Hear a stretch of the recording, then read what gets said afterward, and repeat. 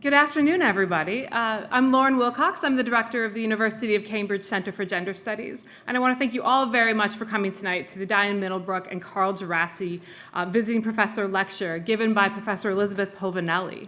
I want to start by thanking everybody who's helped to facilitate this event tonight, and Professor Povinelli's stay here at Jesus College, including Eleanor Gorman and Amanda Wilson, and I especially want to thank Joanna Bush, our center administrator, for extraordinary work behind all of our events and everything else that we do.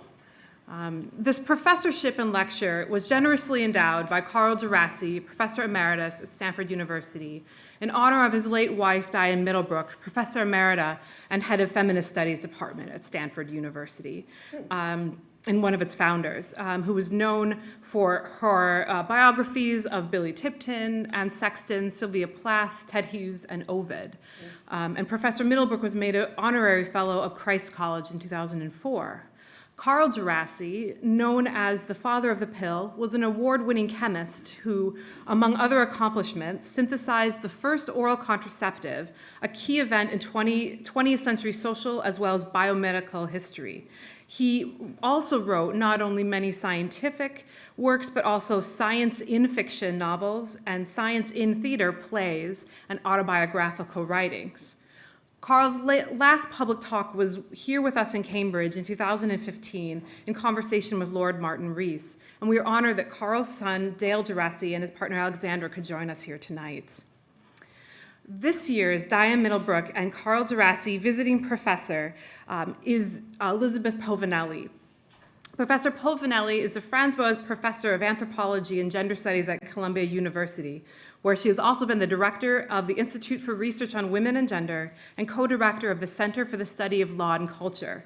One of the great multidisciplinary thinkers, cross-disciplinary thinkers, antidisciplinary, what even are disciplinary thinkers, that across 8 monographs and many essays, Professor Povinelli has been developing a critical theory of settler late liberalism and its aftershocks that would enable the development of an anthropology of the otherwise, work that has been developed in sustained relationship with her Caribbean colleagues in North Australia.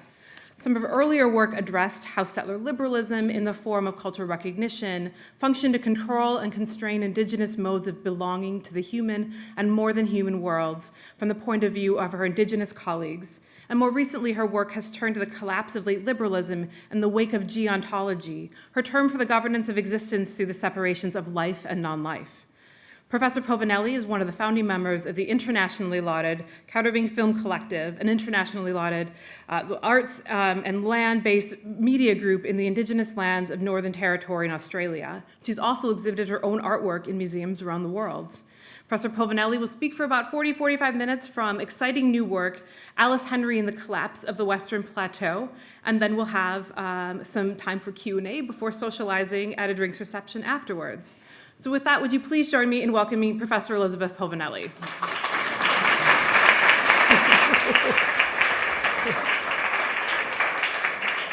Thank you. I'm not good at titles. So that's the title today. Wait a minute.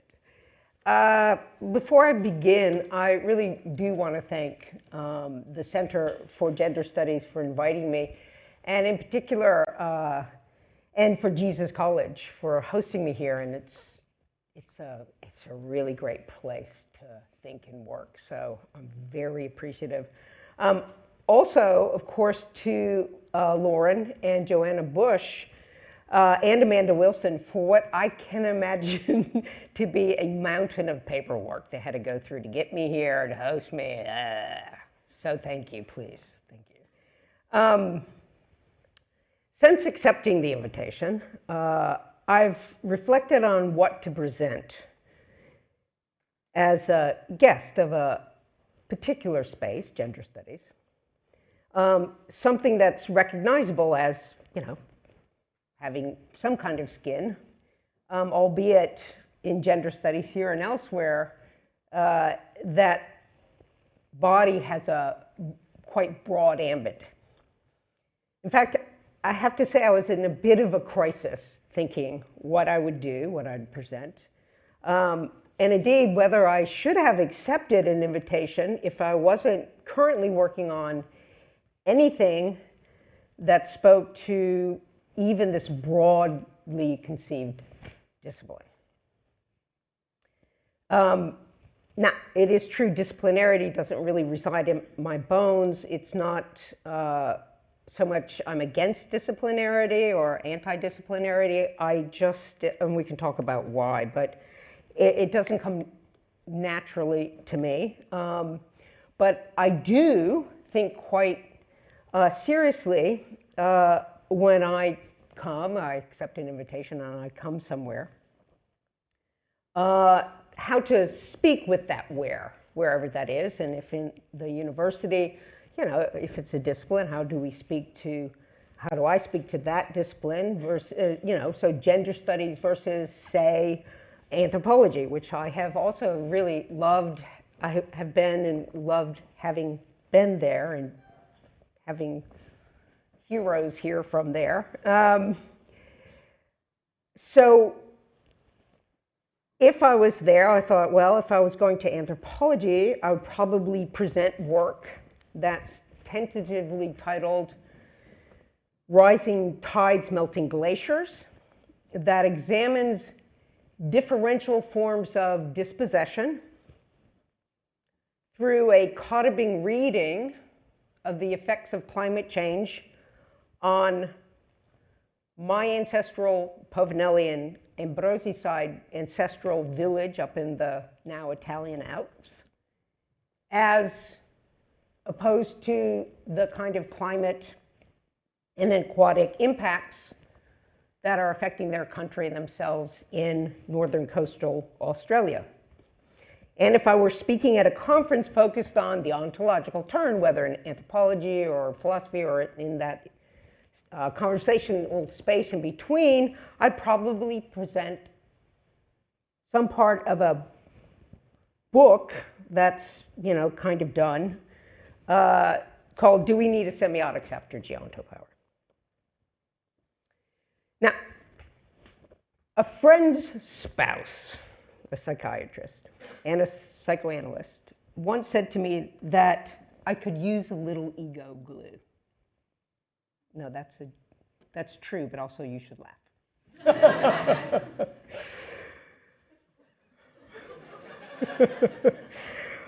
I don't dispute what he said. And yet, although the focus, I'm very compartmentalizing in some ways. I do think that I'm always talking about the same thing. So I took the occasion and I said, just, chill out. Do an inventory of yourself, Beth. Do we say that here?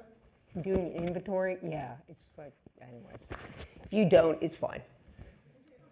Do an inventory of yourself as it relates to publications oriented around gender, sexuality, and queer theory that you've published.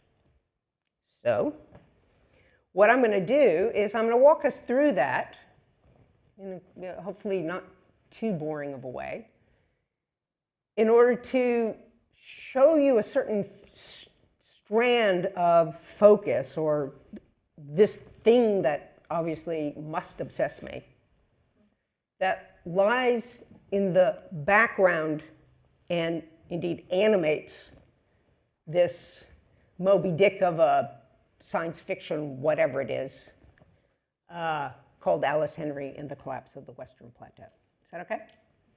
Oh, you don't really have any choice. All righty. The world is so terrible, we might as well have a bit of laughing in the middle of it. Okay, so the first thing I did is I went back and, hopefully, maybe not hopefully, at some point, all of you in here, if you're really lucky, will have, left such a trail of yourself everywhere that you forget some of the stuff you left behind. So I went back and I thought, well, what was the first one that you would say that really, animated your brain. And so I went back and I thought, oh my God, I published this thing, whatever the title is here, in a special issue of Diacritics in 1994.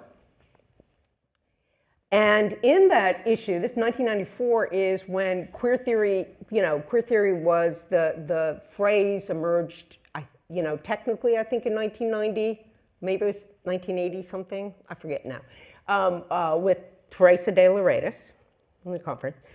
And Lauren Berlant and Michael Warner were at Cornell, where I was during this year, in the Humanities Center, and they were organizing a year-long thing on queer theory. And so Diacritics did a special issue, and I did this little essay amidst these amazing people, right?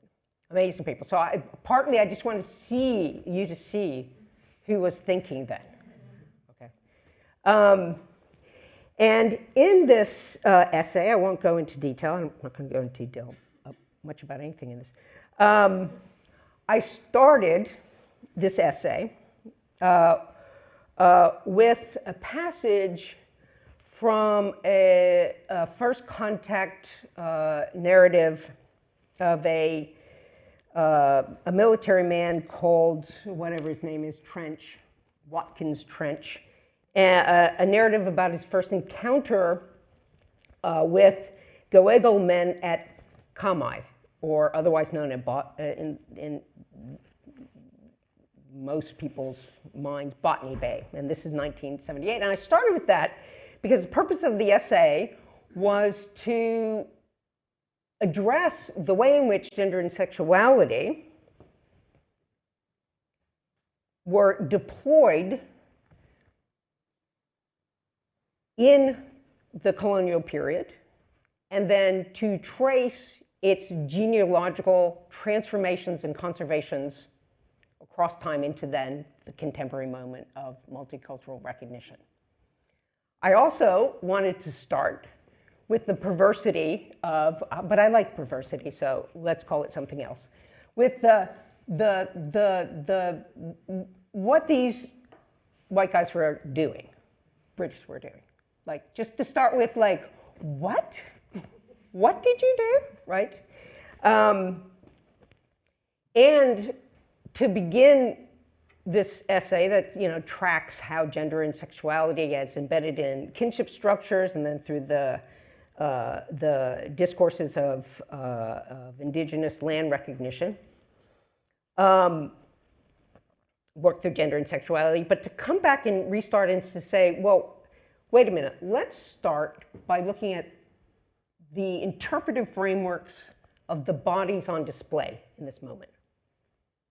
And in particular, let's begin with how my Bailey and Cottabing colleagues would understand what was going on here. And what they said and say is that what their older people would look at is who bore the scars of authority. So the more you progressed over your life, the more your body was marked through the semiotic text of authority. And so they would have looked at the sailors who bore the scars as those who had authority, and would have looked at those who had authority with this clean skin as hilarious, adult men with no scars. And thus they laugh, right? And all of this was to begin by reminding gender and sexuality studies that was emerging, queer theory that was emerging at the time, is that we can't start with gender and sexuality. We have to start with the body.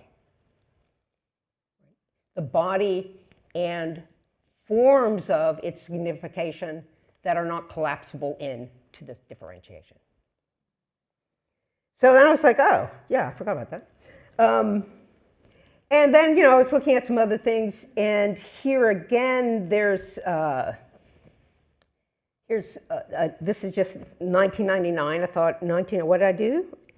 And here's a attempt to again foreground this incommensurate field between bodies by thinking whether or not we could reground the fundamental interest for me in, well, the way I read Lacan, his fundamental interest in how do we think about the journey of subjectivity from the formation of the acquisition of bodies into the acquisition of language, and understand the, the psychic formations and echoing and dynamics that are built in this journey. But what if we did that, not through structuralism and its presuppositions about a particular grammatical form of language, i.e. languages such as French or others, in which pronouns and articles foreground gender difference, of which not all languages do. What if we try to think Lacanian psychoanalysis and the semiotic and linguistic substructure of that theory vis-a-vis the kinds of bodily incommensurabilities that were visible on the shores of Garo country. And onward we go until we hit the Empire of Love, of course, in which the question of the body and gender and sexuality start becoming dislodged from what we take as a human body and start being extended into and formed by the relations particular bodies and people, say Katabing and Belyun, have to their ancestral country. So we start now unhinging the human body from the human body and understanding it as itself formed vis-a-vis the ancestral powers of not only, spiritual beings,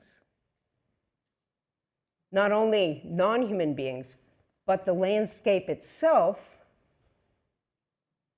as a form of embodiment of ancestral, what anthropologists at one point called totems. All of which, just flying along, led to a book that doesn't seem to, well, an essay first in differences, but then a book that doesn't really seem to do at all with gender or sexuality. But rather, in addressing the ontological turn, calls us to start considering the way in which we hold on to a kind of skinning of selves, i.e. the notion of a body itself. So for instance, in economy and in geontologies and in between Gaia and ground, especially in between Gaia and ground, I refer to a court case that was lodged by the Aboriginal Areas Protection Authority in Northern Australia, the Northern Territory, Australia. Something that is colloquially called sacred sites. And this authority was established at the same time the major piece of land rights legislation was established in 1976, soon after. And the Aboriginal Areas Authority is charged with registering and protecting sites with a spiritual significance to Indigenous people in the North, in the Northern Territory.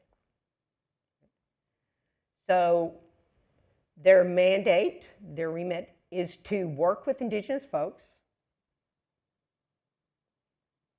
who say, look, this creek here, this mountain here, these rocks here, this entire coastal point, this mud flat, the wind that comes through these two red cliff areas. This is and then whatever ancestral relation it is. For instance, this coastal point is a barramundi fish, and it came here from Vonderwatergalgen, where it was going round and round in an argument with its sister and made a huge whirlpool at the center of it just made a huge whirlpool, and they were fed up, and the older sister said to the younger sister, these two barramundi fish, Basta, you know what? Enough of this. We should just split up and stop with this argument. I'll go that way, and you go that way.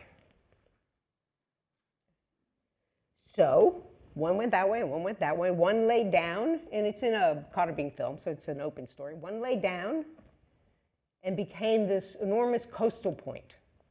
And if you know how to look, you can easily see it. I mean, it's not hard if you know how to look. And the other one went that way, and as it went, it made this enormous estuarine creek called now, white folks call it Daly River. So the Aboriginal Areas Authority is charged with saying, so where the fish, this is a fish, okay, where does the fish start and end?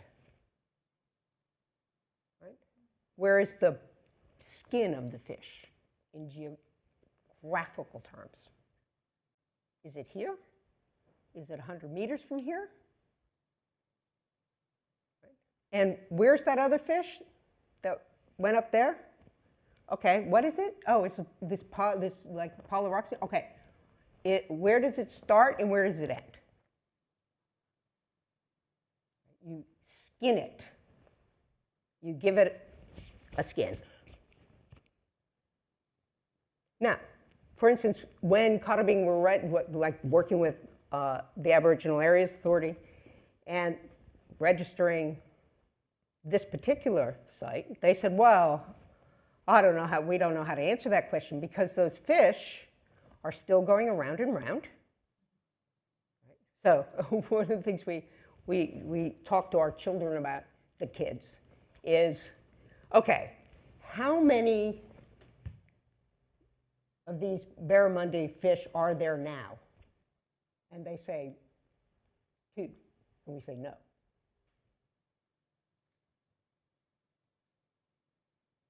And then they just what to do.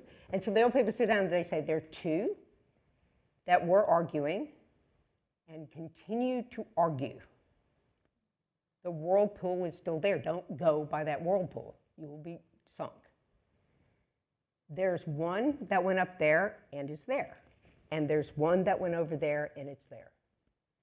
So 2 fish or 4 fish in 3 places. You skin that. But because we are embedded in a certain kind of liberal capital formation, you want your sacred site registered and protected, you need to skin it. So for instance, now I forget the year, must have been like 2000 sometime. A mining company, the Kunupi, registered one of their geographical geologically ancestral relations, right there. They called, in English, 2 women sitting down, and it's a bandicoot and a rat. And, not surprisingly, they're fighting over their baby. Like, your baby, I want your baby's prettier than mine, you can't have my baby. I think the rat was jealous of the bandicoot. It's not our country. So, they tore each other apart and, the usual thing. And the blood that they made is the manganese all around the site. Pure manganese. Manganese is the element, the crucial element to iron and steel smelting. Right? So, we're talking about places where mining companies are like dig. So the Kanupi said, well, go to sacred sites, so we need to register the site to protect it. And so the area's authority said, you know, we have to give it a boundary. It's by law, we have to do it. And they gave it a boundary, they gave it a skin. And so the company says, great, we are all for this new way of protecting nature. They went up to the site, the boundary site, and they cut right down, like so far down, they undermined the integrity of two women sitting down, and half of it fell in. So in geontologies and in between guy and ground, the question of the body becomes the question of how we understand what now is called the entanglement of beings. Right? But in between guy and ground, and I won't go into this much, the argument is you can't begin with the entanglement of beings. You have to begin with the way in which a particular order demands bodies to appear, and in demanding bodies appear so that those bodies can produce a certain kind of value, they don't create those bodies. They don't create the body they want to produce the value. They create another body because you cannot figure out how that body is already entangled elsewhere. So what you create creates the next mess. So there's a fashioning of bodies, but there's not a totalization of bodies because the imaginary of the skin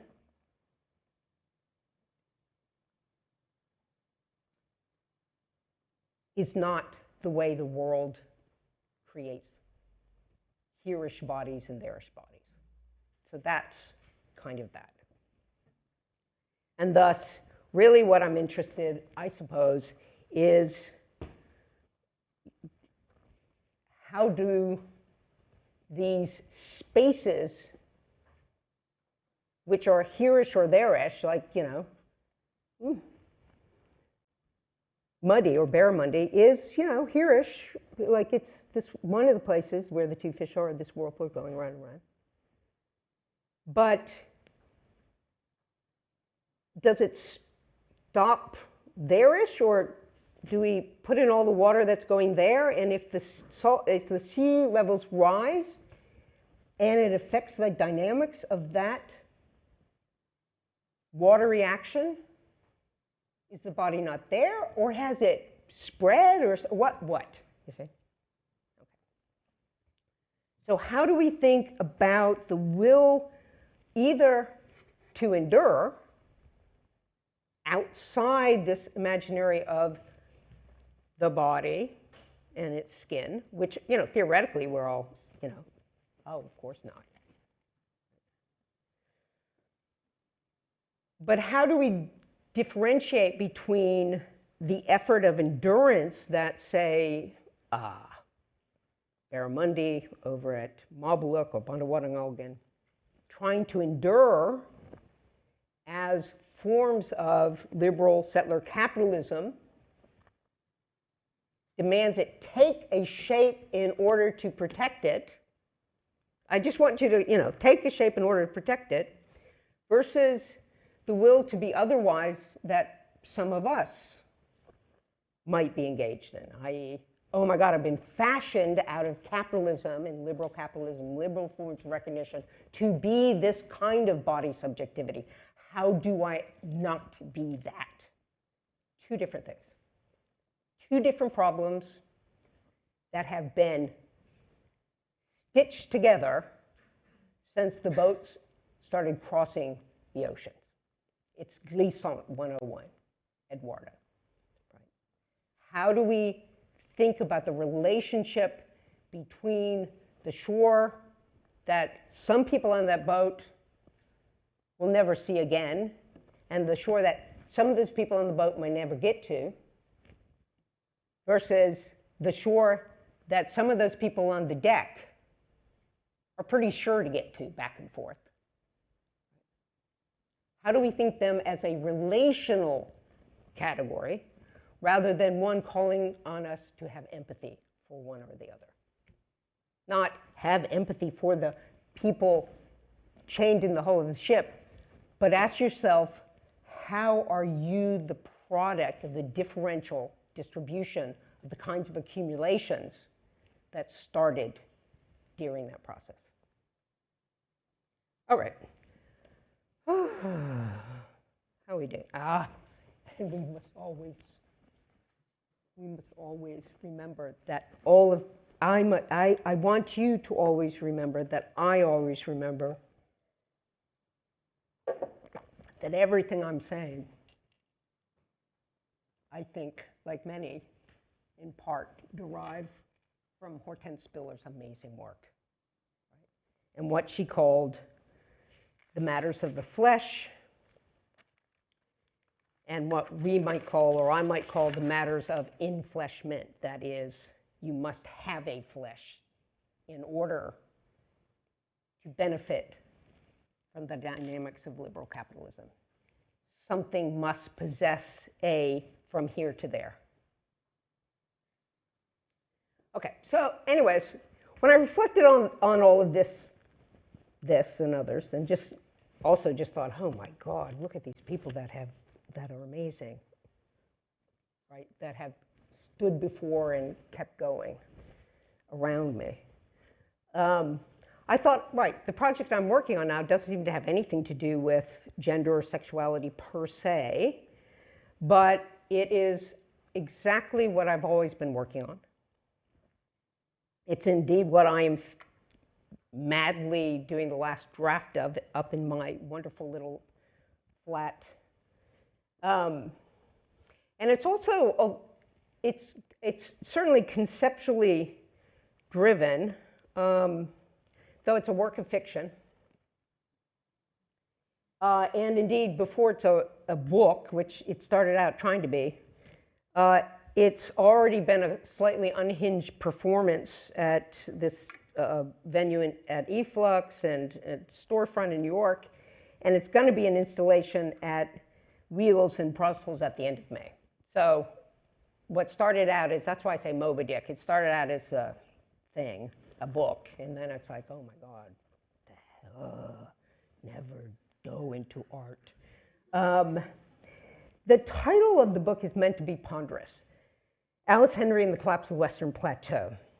It's organized as if it was an archive, and that's part of the archive I've been producing for the installation. Part of an archive that's discovered by an interstellar archaeological expedition called Tardigrade 4. And I realized, I just thought everybody came from the little strange twee bioscience world that I came from. So I thought everyone knew what a tardigrade is. How many people know what a tardigrade is? Okay, well, see, some people, yay! They're those little microscopic, they're sometimes called water bears. They have like 8 legs. I'll show you 8 legs, and they're what's biologically fascinating about them, for those who are fascinated by them, is that they can become completely dried out. They just go into this, they don't go dormant, they just dry out and become desiccated, and then add a little water and they pop back up. It's not quite like that. It's not like, but so they've taken them to the moon, and some of them escaped, and they're doing just fine.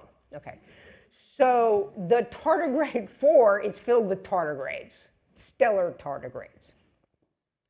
The book itself has a fairly standard science fiction conceit that this is an exploration vessel, because let's face it, although we can critique colonialism, the word, the imaginary, it's like the drive of it for some people, oh my God, it just doesn't go away. We're going to explore the depths of the sea, we're going to explore outer space. Okay, so it's an exploration vessel that's returning to Terra Earth to expand their knowledge of their civilizational origins, and to assess the feasibility of returning to this Terra Earth before the resources of their current planetary home are deleted. Sound right to us? Sound recognizable? Oh, sorry, yes. The archive is produced, the archive provides evidence to these tardigrades that they emerged from the bowels of the Earth, right? That, you know, because they don't quite know where they came from. They probably have some sense, but what you read is an archive. So, emerged from the bowels of the Earth, first as star-nosed moles. Do you know what star-nosed mole is? Oh, wow, this is a lot of work. A lot of pictures in the book, so people can go there. There's a thing called the star-nosed mole. It has like its nose looks like a star, kind of. It's weirder. It looks like a bunch of worms around a mouth. But anyways, first they emerged as star-nosed moles. So it's a whole thing about their parents. Oh, it's just a horrible story, anyways. Their father was a snake. He impregnated the mother, so the mother would have the eggs that the father would then devour. And then the mother says she doesn't know about what's going on, but then she sees what he's doing, and she curls herself up in the grass, and she sees, and then she's like hysteric, and she freezes into a snail, and then she tries to get away, and she pokes out her legs and becomes a turtle. So if you just visually look at the rhyming, supposedly you can see this. I can. But I have no ego glue. And then the survivors of these two dastardly snakes pop out as moles. So they don't go to the surface, they hatch as moles. And one lineage is a star-nosed mole, and one lineage is just a pig-nosed mole. And in the tale, they know there's a kind of evolution of form, so that the star-nosed mole become cicada, which become tardigrade, and tardigrade look like cicada. Trust me, kind of. On the other lineage of the pig-nosed mole, the pig-nosed mole, they start as pig-nosed, and then the mother eats them, their hands and stuff. I won't bore you. And they put armor on and become mole crawfish, and then out of mole crawfish come the locusts, who are going to eat the world to its core. So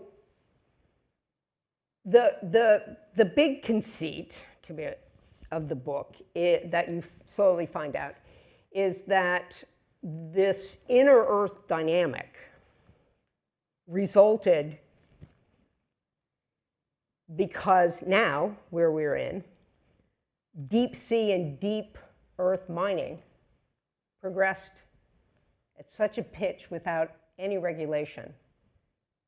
The consumption of the earth and the mining that was necessitated to keep it going shattered the triple junctions that hold and balance the tectonic plates. Do you guys know that? No. Okay, well, they do. There are tectonic plates, and there are triple junctions, and they kind of hold them. So these deep sea and earth mines were fundamentally unhinged the way the earth holds itself together, and everything slid in.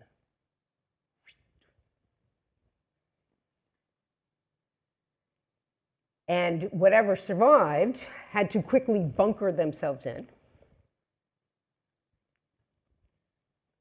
And the question for me when I began this, so bunkered, would that make people think, right? If our unbridled consumption destroyed the integrity of the Earth's body such that everything slid in, would those who benefit from the networks of accumulation that suck value here and distribute and keep the toxins over there, would they finally say, oh, yeah, we get it. This is bad what we're doing. We should stop. We should fashion ourselves a new body, one not constructed out of this long history of liberal settler capital accumulation.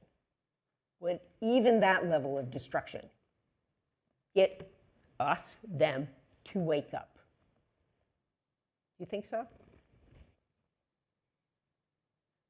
No. It doesn't yet. Why would that do it? So in this collapsed world, there emerges a very recognizable social order in which, there are different levels and different castes based on those levels. At the top, of course, are a serpentine order that accumulates wealth. And at the very bottom, in the deep debris fields, the forever mines that are more forever than even today, are a clan of scrapers, or a caste of scrapers, whose job is to go in outside the bunkers and try and scrape out wealth from the compressed and collapsed cities, including to mine from large, enormous human compression fields, so the bodies that got compressed in places, to suck out the heavy minerals and PCBs that those bodies contain, that our bodies contain. So there are these huge human compression fields, and they just mine the toxins in our bodies, but in our bodies differentially.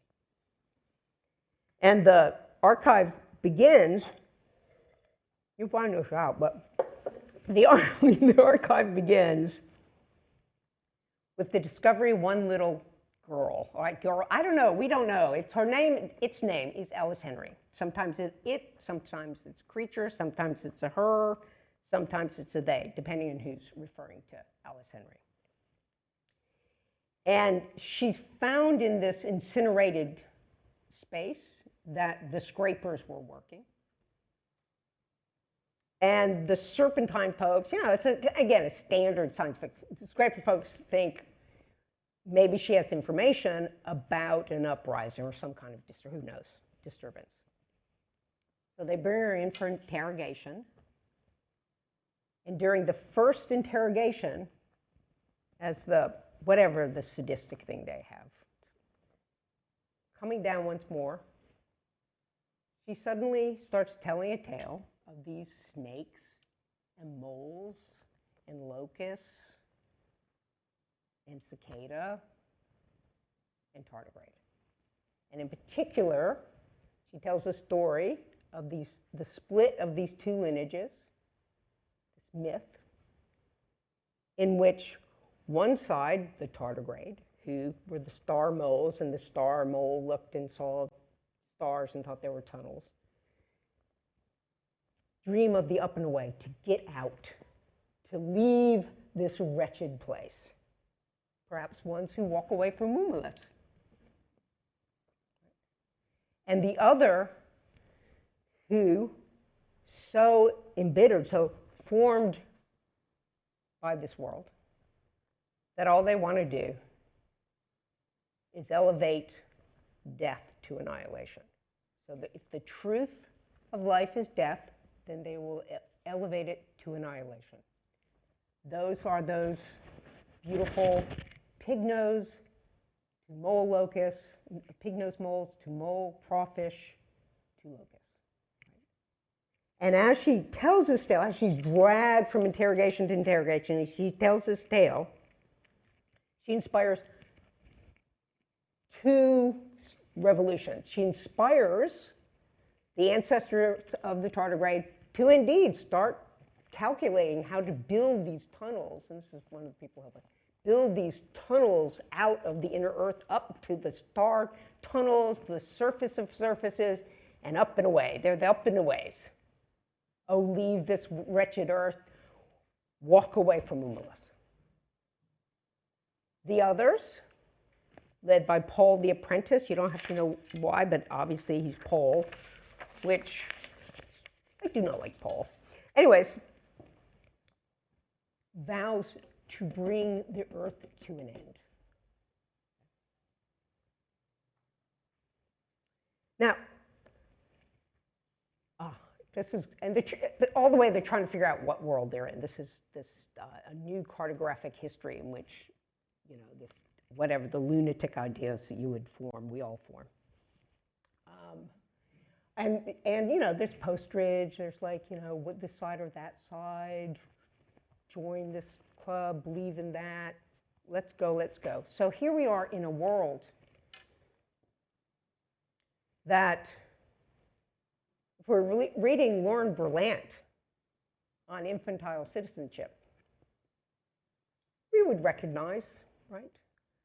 And we would ask, why is it that even is it a girl, boy, trans creature thing, this little Alice Henry, why does a little child inspire what seems to be two opposing sides emerging out of the conditions of this collapsed corporeal body we call Terra Earth, right? What's that about? And indeed, I have to tell you that, you know, as a struggle, it's like, it's an archive. It's in the logic of an archive. So it's got to have some through line, this book, so you can kind of follow it, maybe even be like attached to somebody. But it's got to be an archive, so you also have to be lost. It's like, what? Something's missing here, right? So, you know, I'm trying to balance that. And at the same time, people are like, this would be like a great Greek tragedy. We should make a theatrical performance out of it. And I'm like, this like, you know, I'm also an academic. I like my academic work. I want to get this done. So, but, you know, but it's also interesting as, you know, as a critic, as a feminist critic, as, you know, as someone who, you know, grew up in conversations during the production of infantile citizenship that, of course, they say at the center has to be Alice Henry. Right? So all this drama is going around because people will identify with that little critter. And you're like, right, we're in a collapsed world that has created these different corporeal conditions such that the myths that Alice Henry is telling about snakes and moles and et cetera, you kind of come to realize actually refer to the sort of bodies people have. So the serpentine reign, they're long and serpentine. So you think, oh, right, these conditions brood the differential of bodies. And yet even in that, at least I'm writing, and people are attached to the same old narrative. Right? The poor child, the two options we think, the only two options we think we have, to leave, oh, we could change things, right? I forgot about that part. Well, we'll come back to that in a second, since I'm ending. To leave, to walk away, right? Which, for me, it's really because it has that wonderful Ursula Le Guin side, in which we love Ursula Le Guin, right? I love Ursula Le Guin. If you don't know who Ursula Le Guin is, now I judge you. I didn't judge you for tardigrade. I didn't judge you for whatever else I asked you about you didn't know about. Oh, triple junctions on the tectonic plates. Le Guin, I judge. But you know, it's like, how can you be against? You might not agree with everything, but how can you be against? But also Musk. Let's just leave. And of course, let's not think of what we're taking with us.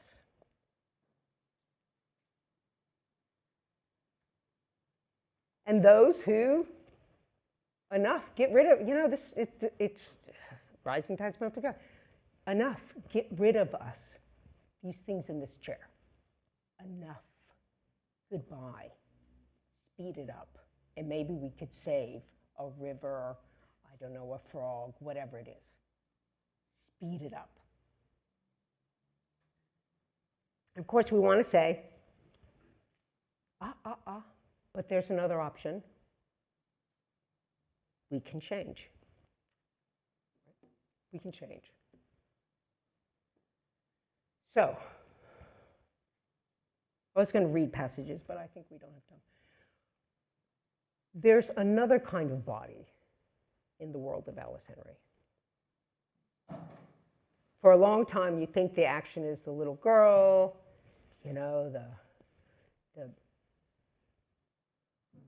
how do these myths of these animals and creatures relate to the bodies being formed in this collapsed inner earth? Which side are you for? And honestly, I try and write it. I do write it because it must indicate something about me. I do write it so you kind of side with the up and aways. You side with those who want to leave. Even though you've heard at the very beginning that the tardigrade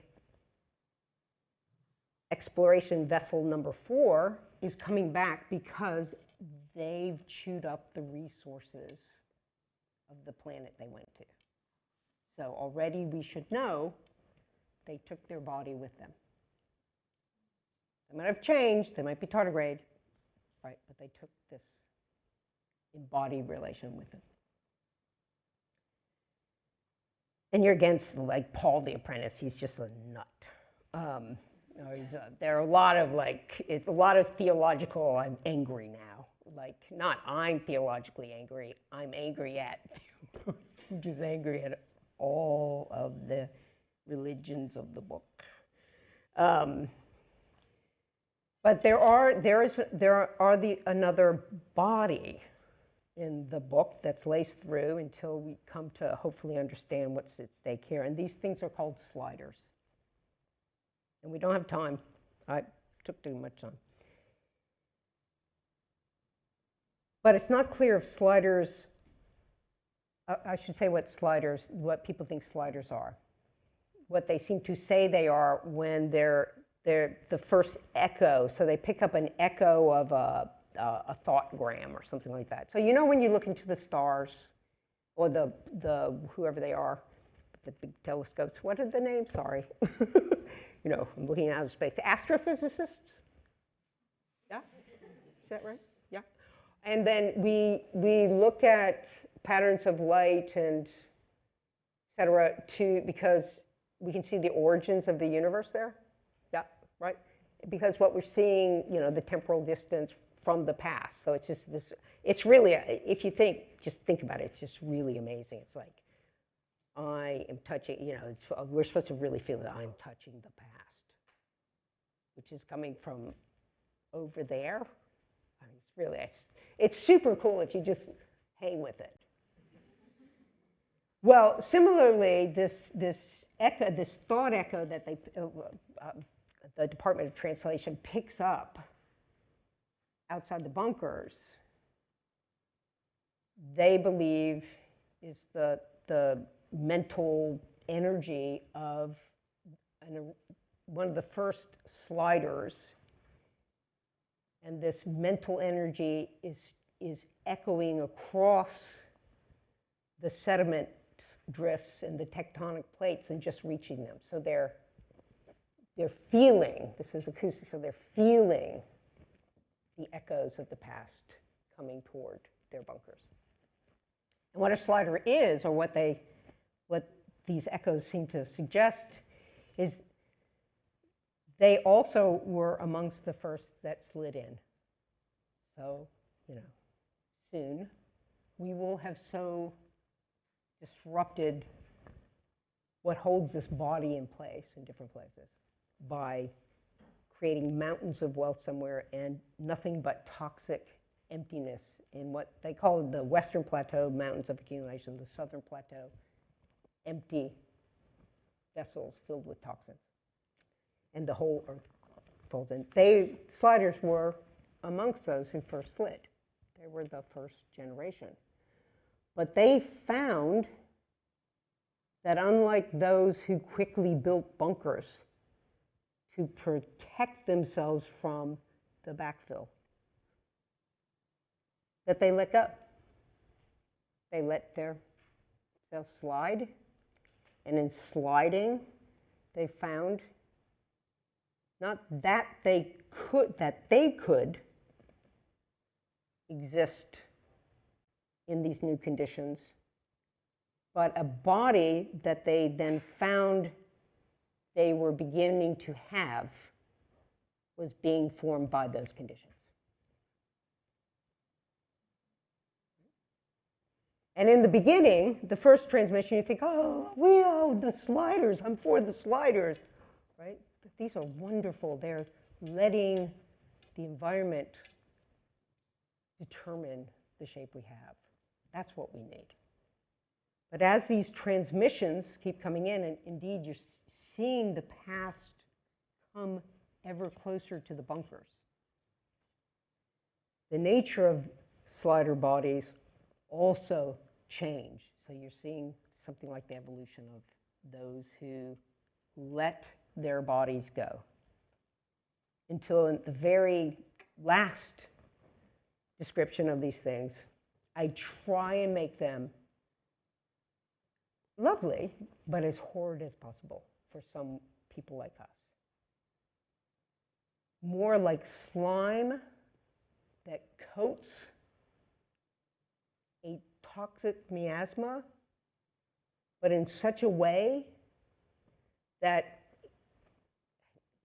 language won't work here, that intends, no, doesn't intend, but nevertheless becomes like vellum on drums,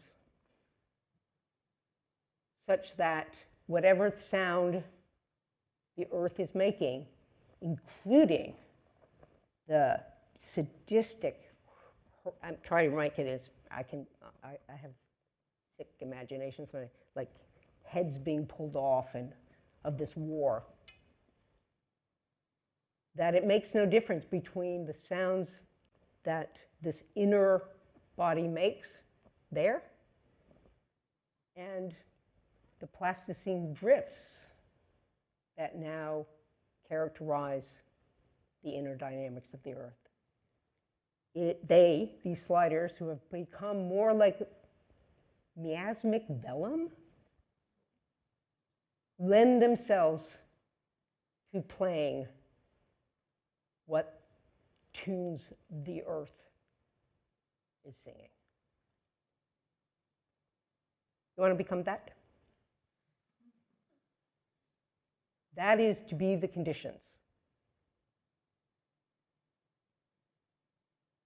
of what was made in Alice Henry, rather than stubbornly hold on to the same narratives of up and away, bring it all to the ground, or change, but keep the same body we've always had. Thank you.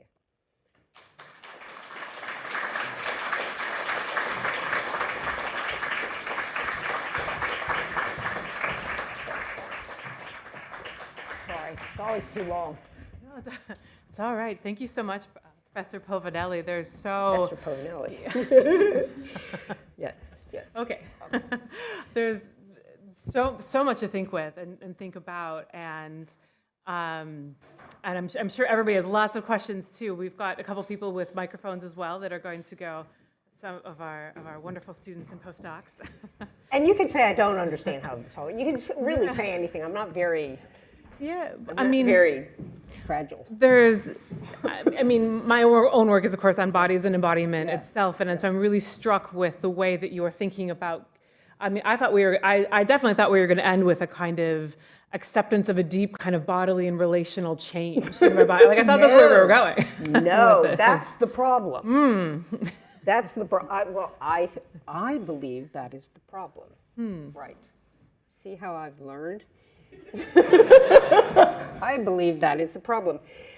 Because what's at stake here is not actually changing. And for someone who has, lived and worked alongside Belyuen-Cottebing side family, this is the oldest trick in the book of liberal and capital justification. Right? You finally get those who benefit from not the body of capitalism or the body of settlers, but the distributional. I'm fine with entanglement, but the distribute always. There's no entanglement before. Just stop going up. The distributional entanglement that is always a material here-ish, moving there-ish in unequal and differential ways. And so when you hear, like we always laugh, here comes in Cottebing, say, here comes, we say better good, it means white person. I know I'm a white person. It means what I'm about to describe, which also includes those who benefit from this ongoing entanglement that I like to begin with the boats that started crossing the ocean. I think you can begin in other places, and that's also fine. And because there's not a place, but because of my obligations in Australia, I must begin there. And so they come, and you finally get whoever it is to say, oh, right, sorry, that was a bit racist, or say in the diacritics essay, by the time we get to 1976 to 1994, whenever that is, the Australian state is saying, well, you know what, that way of grounding and justifying settlement was based on a racial scheme. I mean, that's written into this particular piece of legislation. So you think you finally get somewhere, or like law is based on notions that you get there, right? You get there, and you get someone to say, yeah, oh, I hear you now. So what we are is we're entangled, but not in a way that I actually have to feel it. So you tell me how we're entangled such that the basic, just crudely speaking, machinery of this differential accumulation and distribution of value doesn't really affect me. And I can give a very concrete. So, for instance, in Guy and Gran, I'm not sure if y'all here know or remember, but there was a big public discussion about the toxicity of water in black neighborhoods in Michigan. Yeah, okay. And it's a miracle it became a public discussion. But it wasn't a miracle because it was based on real labor of Black Lives Matter before many people knew what Black Lives Matter was. Right? And they pushed, they worked with citizen scientists, they got it into the public, and then the quote miracle happened in which suddenly someone paid attention and then caught on, and there were all these visual things. So you saw bottles of water which were just yellow and the bottles corroding that people in black neighborhoods predominantly drank, and then the white bottles, yeah, with clear, beautiful liquid. And what it's a variant of this, but what of course happened once you finally, it's called the differential distribution of pure value, materially understood, and toxic value, materially understood. Finally get in the public, and what do we hear? What did we hear? What do we hear? Those who have benefited from this distribution say, oh my God, this is terrible. We get it. We can see it. So we have to remove this toxic infrastructure. We have to replace it with clean infrastructure, and we have to restore those who have suffered to a decent level. Now, how can you be against that? Right? Yay, let's do it. If you're sitting in many places in the world, say in Kotobing, you think, oh shit, where's that crap going? It doesn't disappear. You don't remove it and it goes poof, it goes somewhere. And it usually goes to where the shit has already gone because it's already polluted. We now call them sacrifice zones. Replace with what? Uh-oh, here come the miners. Restore. That's the one. Restore. You mean you don't want your good pipes touched. There's another way of doing this. Take the pipes out from those who have been benefiting, and bodies don't hold the same level of toxicity. Put them over there and let them drink from the cruddy pipes for a while. You know, and when we used to say, the people say, oh, that makes it seems like, you know, that there's a, what do they call it? Like there's a, not a total something or another. And it's like, yeah, there isn't. It's, things come from somewhere and they go somewhere, right? So this, oh, and then we'll be lovely and tangled and the sliders are lovely. And it's like, oh, what? No, you change, Kotobing 101, you change what creates you, and you change. And, you know, you change. You don't stay the same. I don't know. Do you see what I'm saying a little bit? Yeah. That's why I like, and that's why I taught the graduate students. Of course, I love Octavia Butler's Blood, Child, and Others. It's like, no, we need to go there, folks. We need to go there. Do you want to ask a question? Yeah. I'm like a wind-up toy. Who's got a question? I'll keep asking more questions. Oh yeah.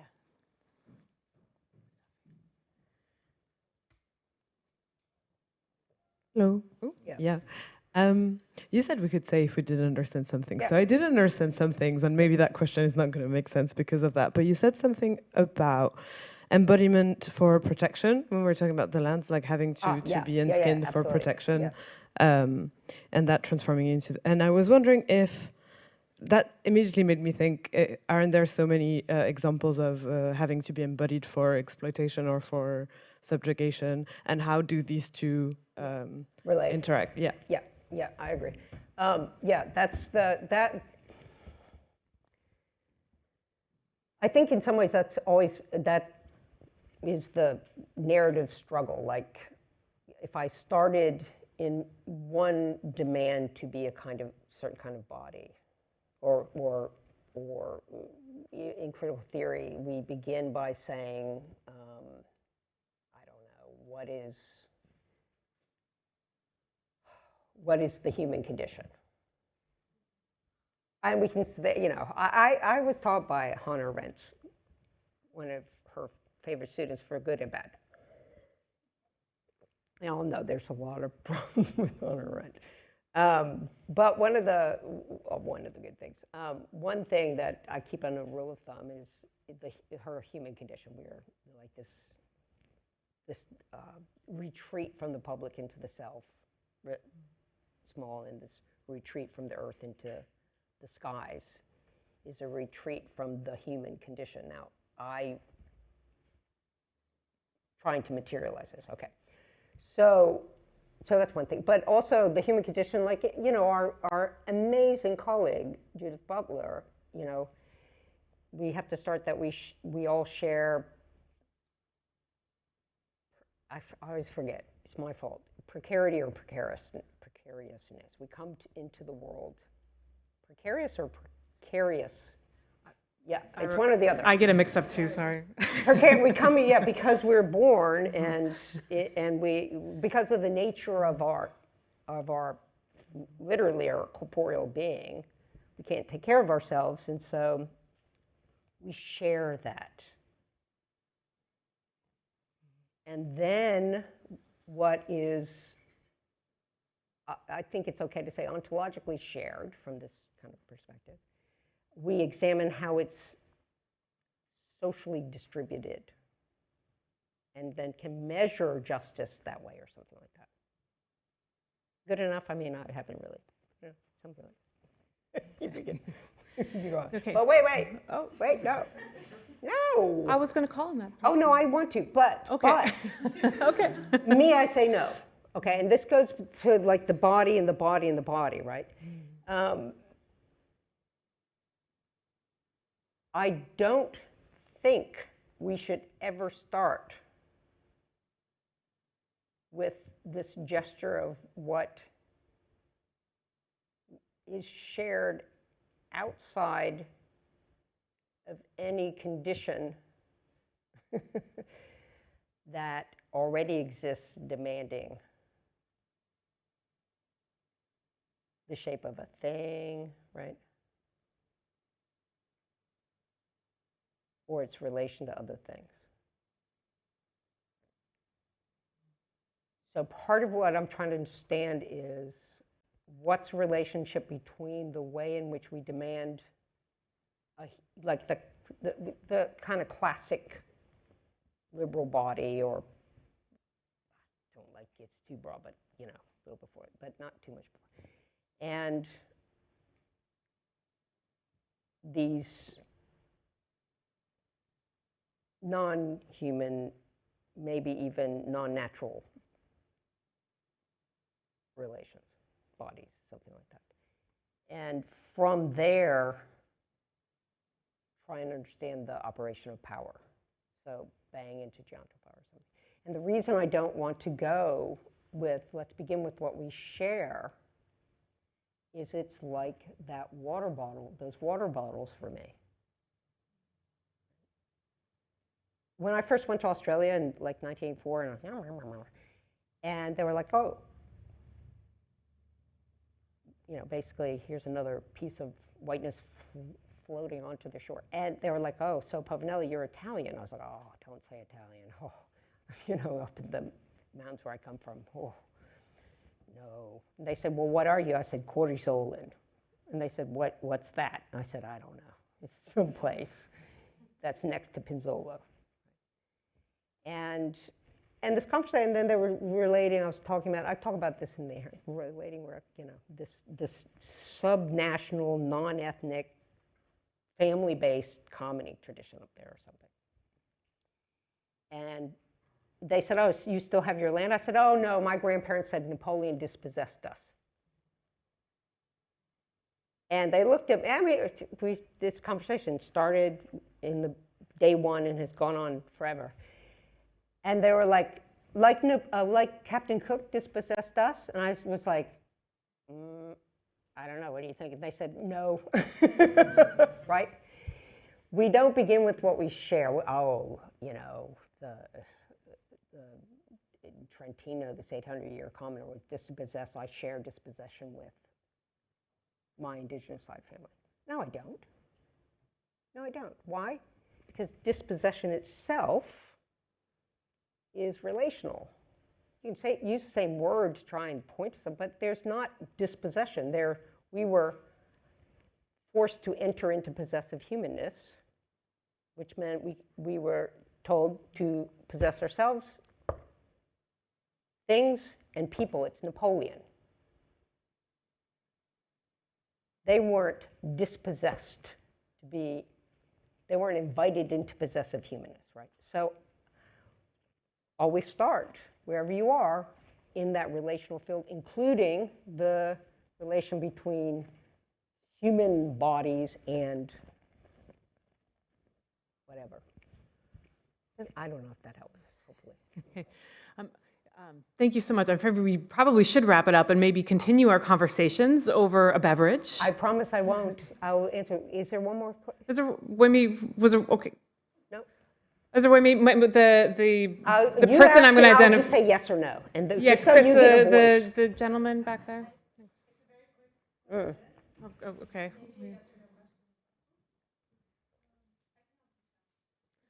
You say we always have to start in the relational field. What does it mean to start? I mean, not at the risk of like. Find. Yeah, agreed. Find. No, I mean, One I'm not. explores to find where you are. To get oriented, we can say. To find how the embodied nature of your subjectivity, including affect and all the rest of it, intuitional gestures, tendencies in our old language, were already there before you came. So, you know, I have always liked psychoanalysis insofar as it makes us think of, in some ways about that. But never breaking the plane of the ancestral present. Never trying to hop out enough to say, and thus some no place, nowhere, no time thing called everyone or everything or whatever. So I'm not, I come from philosophy, thus I don't like the ontological. Thanks. But I mean that by something very Sorry. Okay. Yeah. Thank you so much. Well, please join me in thanking Professor Povinelli.